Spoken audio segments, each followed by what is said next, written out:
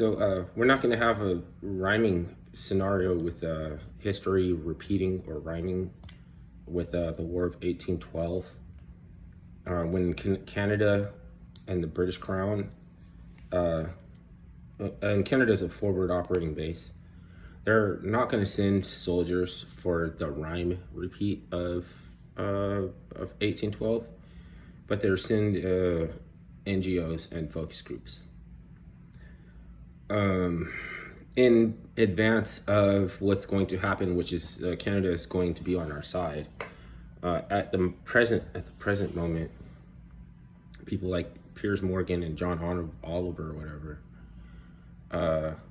can be pontiffs that are like seem reasonable in many instances, and then for one reason or another, they think that you got to be nice. Like we got to forgive the people that pushed the vax, and we got to pardon Hunter Biden just to show of solidarity. Like, shut the fuck up. Like, you're not, you're a spy. You're a British spy. This is what happens when you don't have a formal decree of surrender. We only have a peace treaty. I knew this was going to happen. So, the War of 1812 would rhyme and it would repeat, except for the fact that the next time the Canadians got to be on our side. And that's happened. That's going to come. That's going to happen. But not before they try this last encroachment from their forward operating base, Lincoln Park or whatever, where they try to come up with super soldiers or whatever. Kids with superpowers. And they do conduct experiments on the population. Like we don't want to import that, you know. It's like if Piers Morgan, if we allow him to immigrate, he's going to bring the globalism and of the British socialites of the Trotskyites, British Trotskyites, who have money to burn and favor spending it on austerity measures, trying to initiate Jacobinism.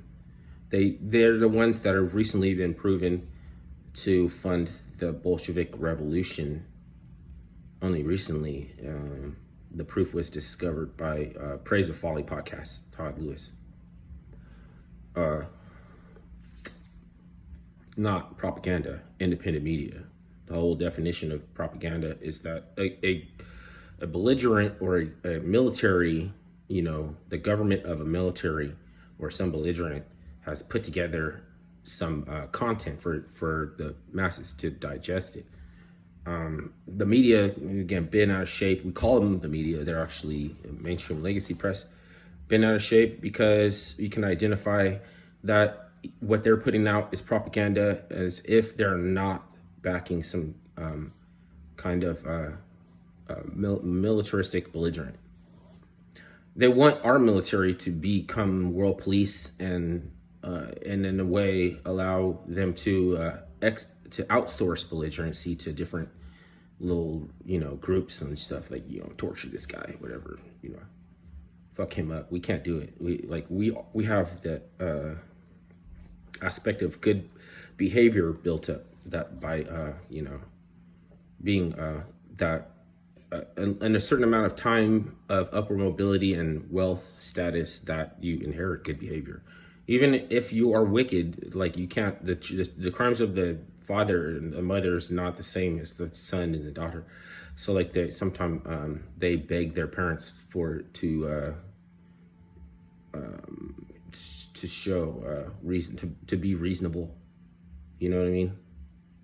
They find out that their parents hurt people or something like that, and they're like, and they want to ask them, you know what I mean?